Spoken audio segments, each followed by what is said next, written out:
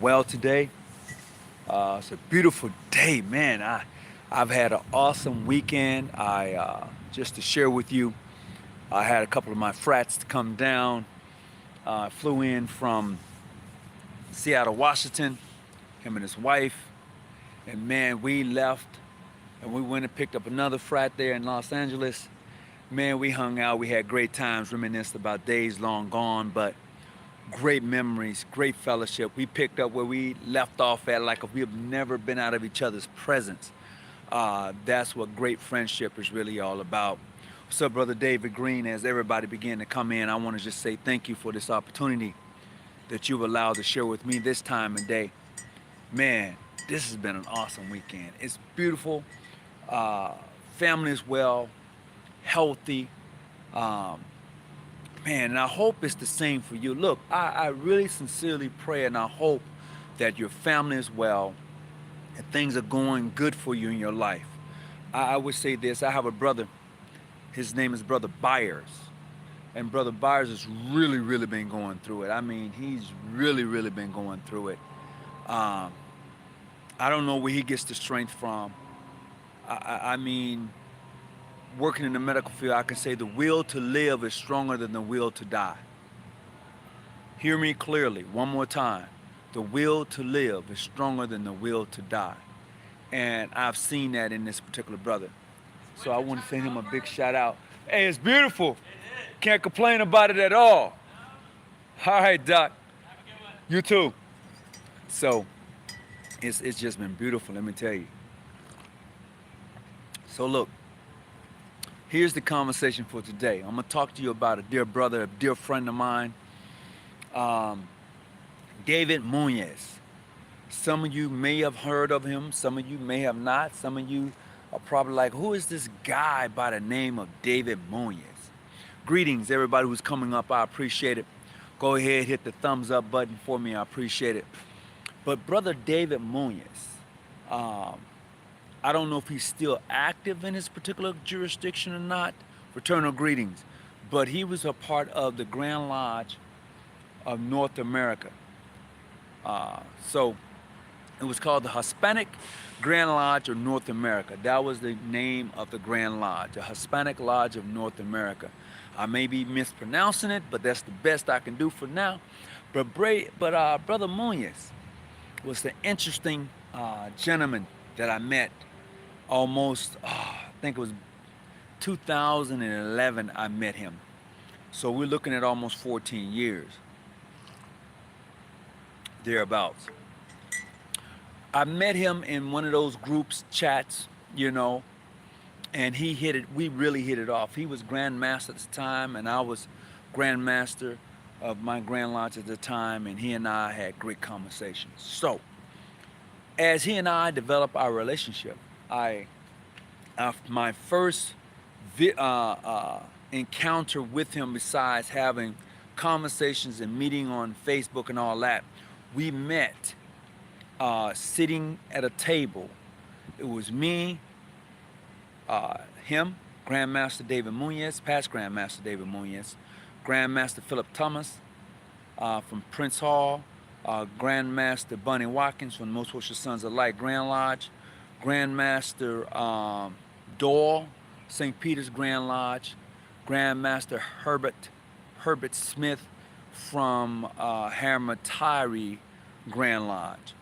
These are all Grand Masters, and we're all sitting at the table back in 2011 discussing Freemasonry and how can we as Grand Masters and officers who was there at the time, how could we better equip our members to have more dignity and respect for each other. And it was a great conversation, to be honest with you. We had an agenda lined out and went through the agenda. It was great. Now, after that meeting, myself and Grandmaster David Munoz, we continue to build upon that moment, that time in our lives where we crossed paths. And I will tell you this, he opened so many Masonic doors for me on a international level. He I mean, through him, I had the opportunity to sit and lodge with the Grand Master from Mexico. I had the opportunity to sit with him with the Grand Master of Puerto Rico. Through him, I had the opportunity to visit other lodges that I wouldn't necessarily have had the opportunity to visit because of who he was in the Hispanic diaspora. The brother is very well known throughout the international Masonic uh, brotherhood. He's been at many Masonic tables, and I met him also through the United Masonic Assembly. Uh, it was called GLUA. GLUA was a body of Grand Lodges of North and Central America. And I had this opportunity to meet all of these various Grand Masters through that body of Masonic order. And I had the opportunity to become a honorary member of the United Supreme Council of North America at that time. And I was able to travel and visit his Masonic lodges, whether it was in San Francisco or even down in San Diego or even in LA, even when he traveled over to Mexico. I mean, this brother was that guy. He was all up in Vegas. He was all, I mean, New York, you name it, he was hitting it on all cylinders. And I admired him for his tenacity and the love for the craft. I can actually say that. He and I would have deep conversations regarding the craft, especially when it came to dealing with Hispanic brothers and African American brothers.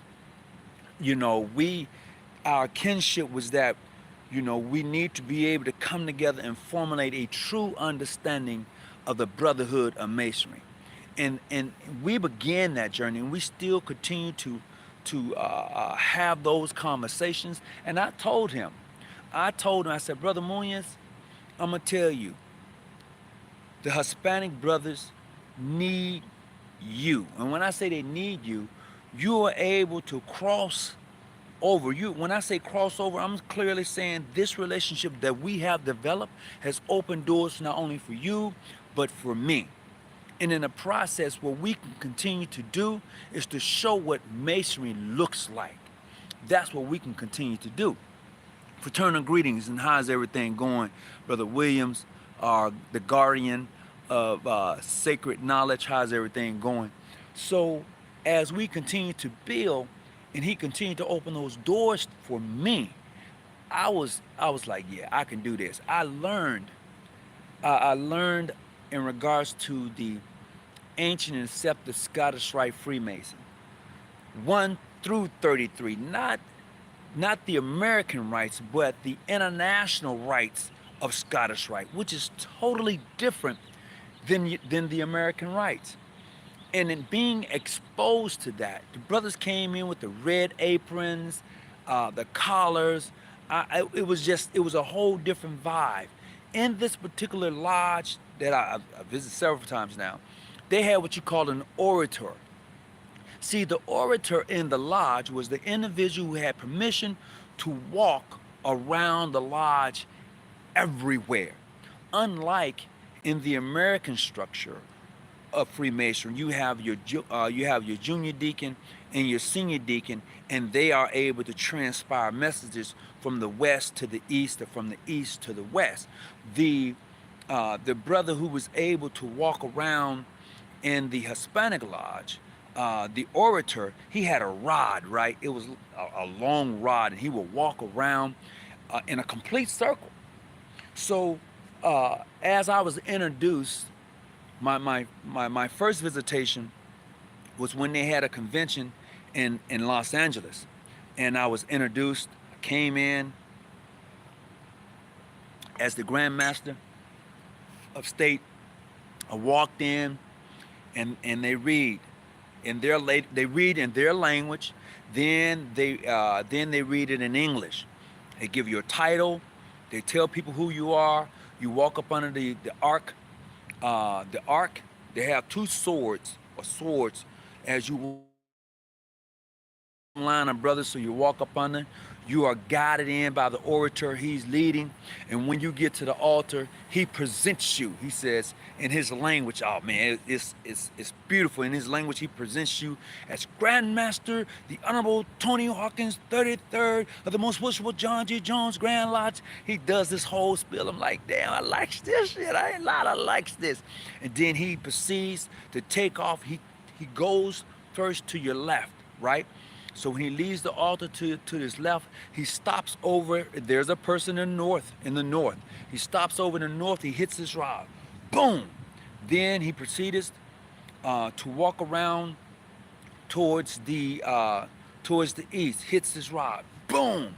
He walks around to the west. Hits his rods. Boom. And when I make it back to the west, when I make it back to the east, when I begin to climb the stairs, because the throne of the Grand Master was up high. So as I began to walk the steps, there was a certain way. I just couldn't walk up the steps. Like, there was a certain way I had to walk up the steps. I was like, yeah, I like this. So in this particular meeting we had, man, that was the first, I think that was the Grand Master of Mexico was there. The Grand Master of Mexico was there, and he was sitting there. I'm on one side. My Deputy Grand Master was there. He's on the other side. It was beautiful. It was totally, totally beautiful. And then I got the invitation to meet him in San Francisco. So myself and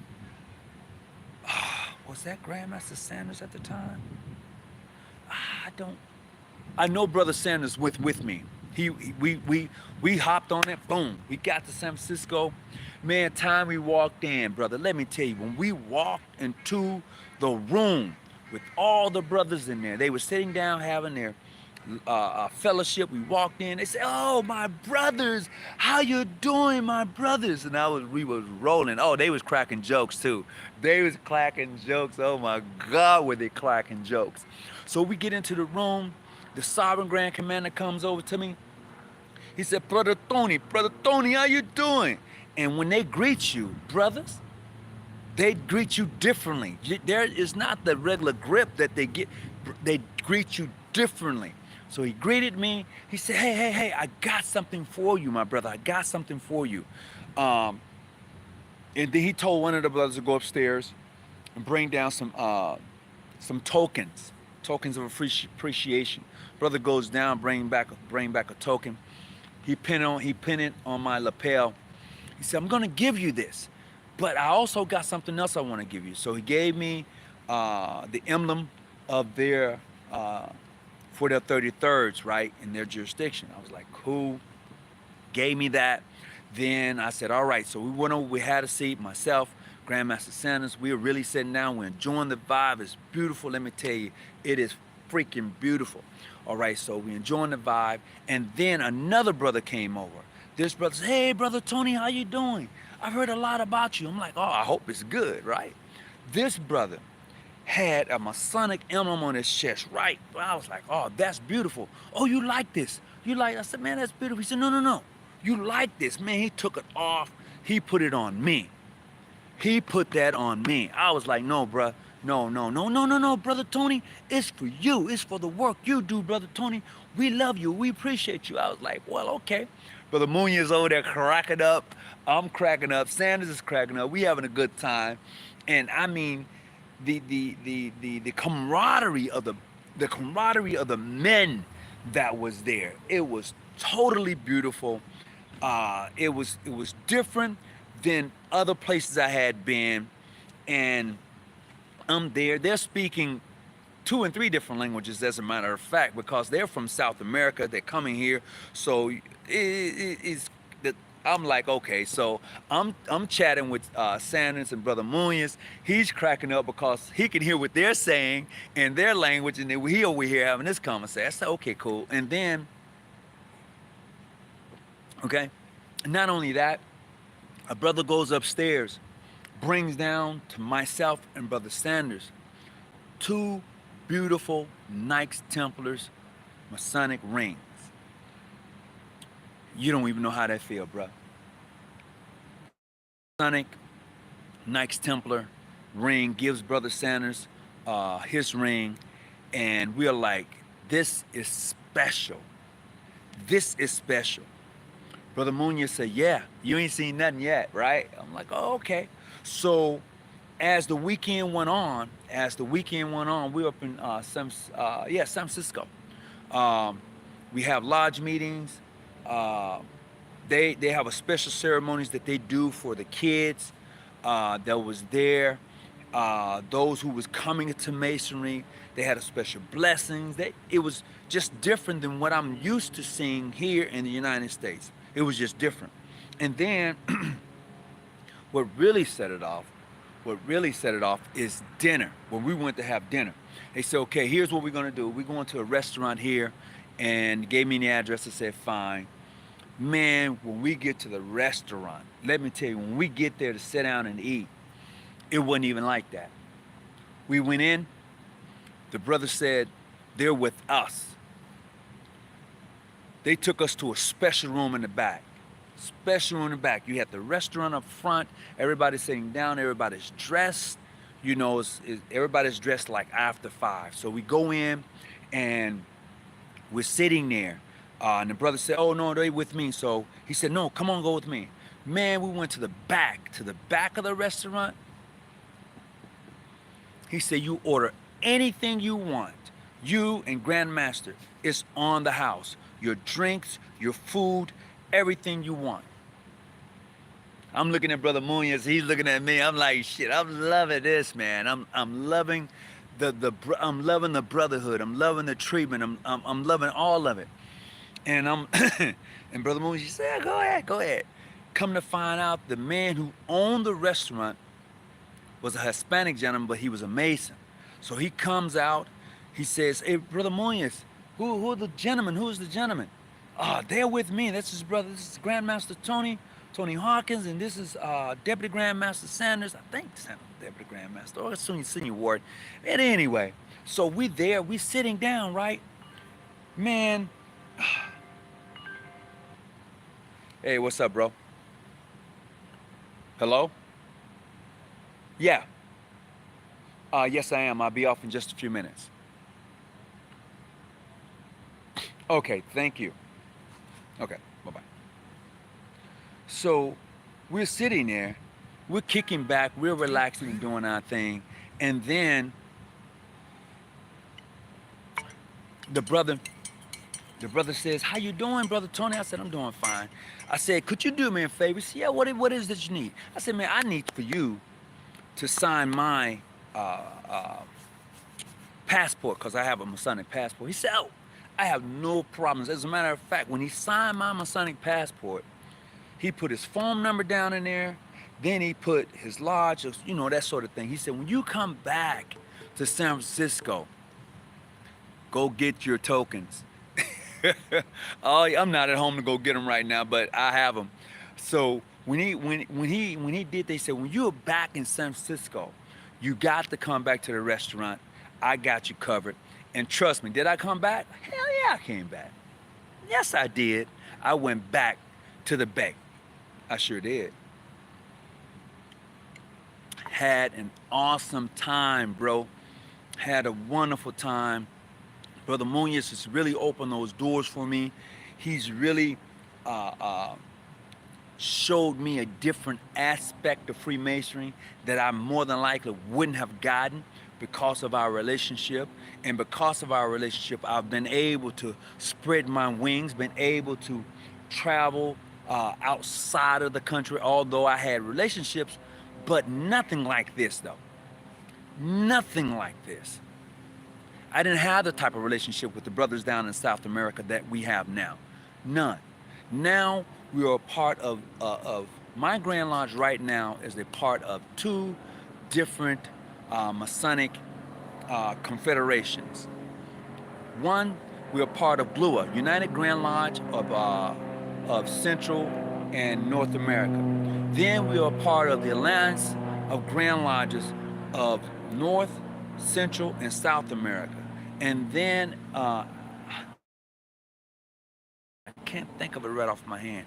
But what this has done, and what he's done is that he opened up those doors that I have been able to, along with the members of the Grand Lodge of John G. Jones, has been able to walk through and have this great experience other than what people have said that Masonry is all about. We've been able to see it from a variety of directions. And brothers, my first St. John's Day with them, I went to St. John's Day with them. The way they did St. John's Day is totally different.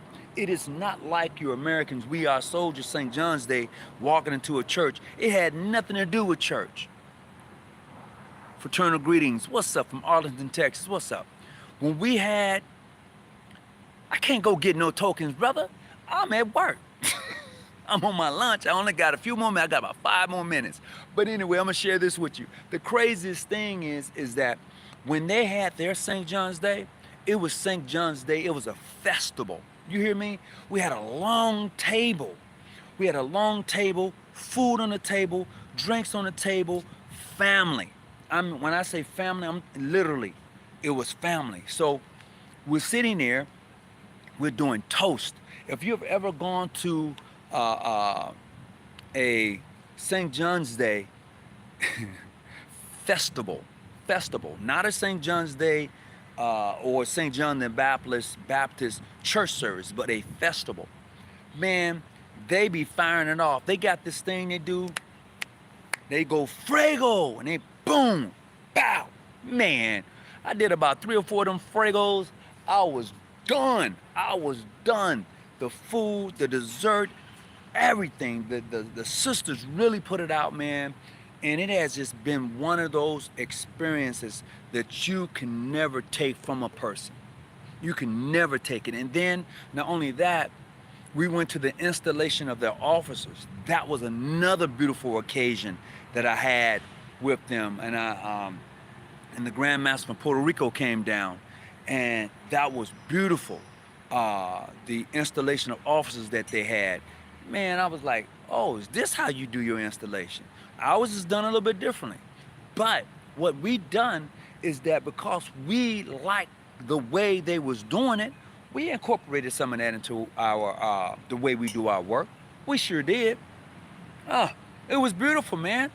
When you see something that is done a little bit different than you, and you can accept that, and you can correlate that and add that into your Masonic practice, that expands you. You're no longer confined to a certain way of doing it. It expands your horizon, it expands your practice. It does something for you. It does something for you. And nobody can change that or make me say anything different. It does that. It changes everything. It changes the total perspective of what people think in regards to Freemasonry. That's what it does. And what happens a lot of times, because none of us has ever had these experiences, we'll tell somebody else is wrong. That's what we'll do. We'll tell you, oh man, that's kind of, how can you say that and you've never experienced that? How can you say that when you've never gone there? How can you say that when you've never been able to open and go into those doors? Oh man, come on, somebody talk back to me. That's all I'm saying. And it showed me that Masonry is bigger than what you see here in the States. It is bigger. And that's what I get, you know. And that's what I enjoy. That's 79831. And I want to encourage you to build those relationships. Build them relationships, man. Stop letting people tell you about other organizations and what they is and what they're not. Man, go find out for yourself and enjoy yourself along that journey. And you will be so amazed in regards to other Masonic bodies that are out there, you know, that it's beautiful. It is totally, totally beautiful. You know, that's the best thing that you can do for yourself. The best thing. So look, I'm gonna go. I hope you enjoyed the story in regards to Brother Munoz and how he's helped me and opened doors for me and my son. And it's amazing. It is freaking Amazing. And I can remember the time he told me about when he went over, where did he go? I want to say he went over to Romania. And but see, he's traveled a lot. This guy's been in a lot of various places. And he, in his journey. And look, I just want to say thank you to Brother David Munoz, past Grandmaster. He will always be a past Grandmaster to me, or a Grandmaster, a brother of the craft. He would always be that.